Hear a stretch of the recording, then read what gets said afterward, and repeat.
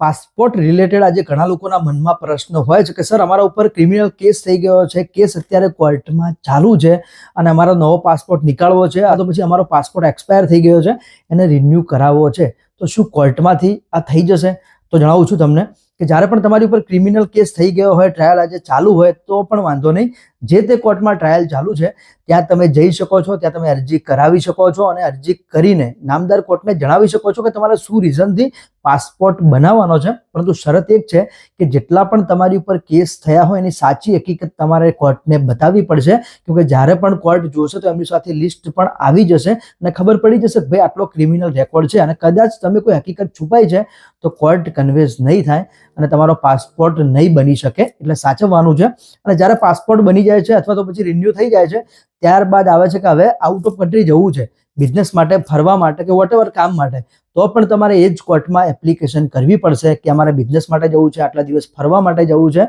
પણ સાચું રીઝન બતાવવું પડશે. તમે જે ફ્લાઇટની ટિકિટ કરાવી છે એ પણ તમારે કોર્ટમાં બતાવવી પડશે, તો જ તમને વિઝા મળી શકે છે અને તમે આઉટ ઓફ કન્ટ્રી તમારો ક્રિમિનલ રેકોર્ડ હોય તો પણ જોઈ શકો છો. એટલે એવું નથી કે તમારા ઉપર ક્રિમિનલ કેસ થઈ ગયો છે એટલે તમને પાસપોર્ટ નહીં મળે, તમારો પાસપોર્ટ રિન્યૂ નહીં થાય, તમે આઉટ ઓફ કન્ટ્રી નહીં જઈ શકો. પરંતુ શરત એટલી છે કે કોર્ટને સાચી હકીકત જણાવવી પડશે, તો ચોક્કસથી તમે આમાં સફળ પણ થઈ શકશો.